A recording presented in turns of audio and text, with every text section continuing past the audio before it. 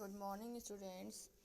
हम लोग BCom part second में इनकम टैक्स जो हमारी बुक है उसमें चैप्टर पढ़ रहे हैं सैलरी वाला। सैलरी वाले चैप्टर में हम लोग आज पढ़ रहे हैं कटौतियाँ। वेतन से शीर्षक के अंतर्गत जब हम आय लेते हैं तो उसमें कौन कौन सी हमें छूटें मिलती हैं, कौन कौन सी हम डिडक्शंस ले सकते हैं। वह है फर्स्ट मानक कटौती, स्टैंडर्ड डिडक्शन कहा जाता है। यह 50,000 रुपये की होती है। यह हमेशा मतलब तो होती नहीं है, लेकिन यह कुछ वर्षों से लागू की गई है। कर निर्धारण वर्ष 19-20 में 40,000 थी और यह कर निर्धारण वर्ष 2020-21 के लिए 50,000 रुपये है। यह कटौती शर्त रहित है, इसमें किसी भी साक्ष्य की कोई आवश्यकता नहीं होती है और यह कटौती किसी भी नियोक्ता से मिलने वाली ऐसी राशि जो वेतन शीर्षक में कर योग्य होती है उस दशा में दी जाएगी। सेकंड कटौती है मनोरंजन भत्ता। मनोरंजन भत्ते से आशय उस भत्ते से है जो कर्मचारी को नियोक्ता के ग्राहकों के मनोरंजन पर खर्च करने के लिए प्राप्त होता है। यह भत्ता पहले वेतन में जोड़ दिया जाता है और बाद में सकल वेतन में से ग्रॉस सैलरी में से उसे निम्नलिखित कटौती दी जाती है। गैर सरकारी कर्मचारियों के लिए यह कटौती बंद कर दी गई है 2002-03 से। सरकारी कर्मचारियों के लिए इस भत्ते की निम्नलिखित सीमाओं तक की राशि कटौती योग्य होगी। फर्स्ट है गत वर्ष में प्राप्त भत्ता वेतन का 1/5 भाग या 5,000 रुपये। इन तीनों में से जो सबसे कम राशि होगी वह राशि कटौती योग्य होगी भत्ते में से और बाकी टैक्सेबल हो जाएगी। रोजगार पर लगाया गया कर। इसके बाद है रोजगार पर लगाए गए कर के संबंध में कटौती। यदि संविधान के अनुच्छेद 276(2) के अंतर्गत या किसी अन्य विधान के अंतर्गत रोजगार पर यदि कोई कर का भुगतान कर्मचारी ने गत वर्ष में किया है तो कर्मचारी को इस प्रकार भुगतान की गई राशि की कटौती वेतन शीर्षक की सकल आय में से गत वर्ष में दे दी जाएगी। इसके बाद हम लोग पढ़ रहे हैं अनुलाभ। अनुलाभ क्या होते हैं? परक्विजिट्स। अनुलाभ से आशय एक कर्मचारी को नियोक्ता से जो भी सुविधाएं प्राप्त होती है उनको शामिल किया जाता है, भले ही ये सुविधाएं नियोक्ता ने स्वयं की इच्छा से दी गई हो या किसी अनुबंध के अंतर्गत दी गई हो। यह नकद, वस्तु अथवा सुविधा के रूप में हो सकती है। आयकर के लिए केवल वही लाभ या सुविधा अनुलाभ माने जाते हैं जो वस्तु और सुविधा के रूप में दिए जाते हैं, जिनको मुद्रा में मापा जा सके। आयकर के लिए नकद मिलने वाले लाभों को भत्ता या वेतन के बदले लाभ कहा जाता है।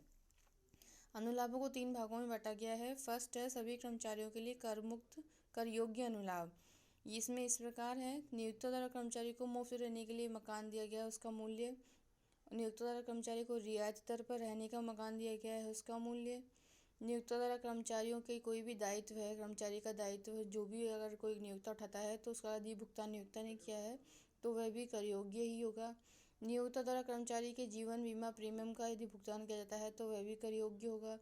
नियोक्ता अथवा पूर्व नियोक्ता द्वारा करदाता को निःशुल्क या रियायती दर पर यदि कोई आवंटित की है कोई प्रतिभूति या स्वर्ण समतांश तो उनका मूल्य भी कर योग्य अनुलाभ होगा। नियोक्ता द्वारा करदाता के संबंध में अनुमोदित अधिवार्षिकी कोष में 1.5 लाख रुपये से अधिक का अंशदान किया जाता है तो वह कर योग्य होगा।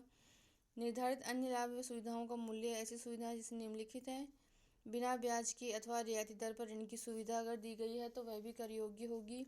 छुट्टी मनाने जाने के लिए यदि कोई सुविधा दी जाती है तो वह कर योग्य होगी। निःशुल्क भोजन या अल्कोहल रहित पेय पदार्थ की सुविधा दी जाती है या कोई उपहार दिया जाता है या नियोक्ता द्वारा दिए गए क्रेडिट कार्ड पर प्रभारित व्यय नियोक्ता द्वारा उठाए जाते हैं। क्लब के व्ययों का भुगतान यदि नियोक्ता करता है। चल संपत्ति के उपयोग की यदि नियोक्ता ने सुविधा दी है। चल संपत्ति के हस्तांतरण की यदि सुविधा दी है और अन्य किसी प्रकार की यदि कोई सुविधाएं हैं तो वह कर योग्य होगी। फिर सेकंड सुविधाएं हैं केवल विशिष्ट कर्मचारियों के लिए ही कर योग्य हैं। जो नियोक्ता द्वारा मुफ्त में या रियायती दर पर निम्न सुविधाएं केवल विशिष्ट कर्मचारियों के लिए ही कर योग्य होंगी, जैसे मोटर कार की सुविधा, फर्राश, माली, चौकीदार और निजी नौकर की सुविधा, गैस, बिजली और पानी की सुविधा, मुफ्त व रियायती दर पर शिक्षा की सुविधा, यात्री परिवहन के कारोबार में लगे हुए नियोक्ताओं द्वारा, जैसे कि इनमें एयरलाइन और रेलवे को छोड़ दिया जाएगा, अपने कर्मचारियों को मुफ्त में या रियायती दर पर यात्रा की सुविधा दी जाती है तो वह कर योग्य होगी। यहाँ पर विशिष्ट कर्मचारी से आशय ऐसे कर्मचारी से है जो उस कंपनी का संचालक भी हो और यदि कंपनी का कोई संचालक कंपनी का कर्मचारी नहीं है तो उसे कंपनी से मिलने वाला वेतन, फीस आदि इस शीर्षक में कर योग्य नहीं होगा। ऐसा कर्मचारी जिसका कंपनी में सार्वजनिक हित से आशय है कि 20% से अधिक के मताधिकार के अंशों का वह स्वामी हो। लाभकारक स्वामी होने का अर्थ यह है कि अंश उसके नाम से पंजीकृत नहीं है, यद्यपि उन अंशों का वास्तविक स्वामी वही है। ऐसा कर्मचारी जिसकी वेतन शीर्षक के अंतर्गत एक या अधिक नियोक्ता द्वारा देय अथवा स्वीकृत कर योग्य आय, अन्य लाभों और सुविधाओं को छोड़ो जिनका मुद्रा में भुगतान नहीं होता है, 50,000 रुपये से अधिक हो, तो यह कर्मचारी विशिष्ट कर्मचारी कहलाएंगे। 50,000 रुपये की गणना करते समय निम्न राशियों को शामिल किया जाएगा: मूल वेतन, बोनस, कमीशन, विभिन्न भत्ते की कर योग्य राशि परंतु मनोरंजन भत्ते की संपूर्ण राशि, ग्रेजुएटी, पेंशन, क्षतिपूर्ति, अवकाश का नकदीकरण आदि की कर योग्य राशि। कर्मचारी के दायित्वों का नियोक्ता द्वारा कोई भुगतान किया जाता है तो वह शामिल किया जाएगा। यात्रा सहायता का कर योग्य भाग, कर्मचारी की जीवन बीमा पॉलिसी का नियोक्ता द्वारा भुगतान।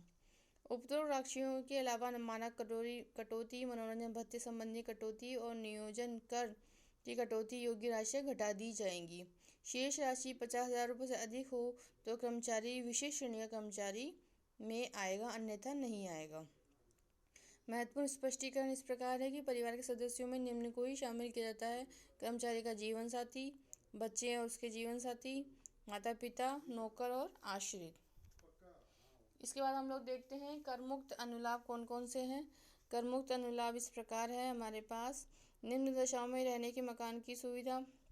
यदि कर्मचारी ऐसे मुफ्त में रहने के लिए दिया गया हो जो खान पर, समुद्र तट पर, तेल खोजने के स्थान पर, परियोजना पूरी करने के स्थान पर या बांध निर्माण स्थल पर या शक्ति स्थल पर या समुद्र तट से दूर कार्यस्थल पर कार्यरत हो, या मकान दूर दराज क्षेत्र में स्थित हो, मकान अस्थायी प्रकृति का हो। यदि कर्मचारी का स्थानांतरण एक स्थान से दूसरे स्थान पर हो जाए और कर्मचारी के पास दोनों स्थानों पर मुफ्त रहने का मकान हो तो अधिक मूल्य वाले मकान की सुविधा 90 दिन के लिए करमुक्त होगी।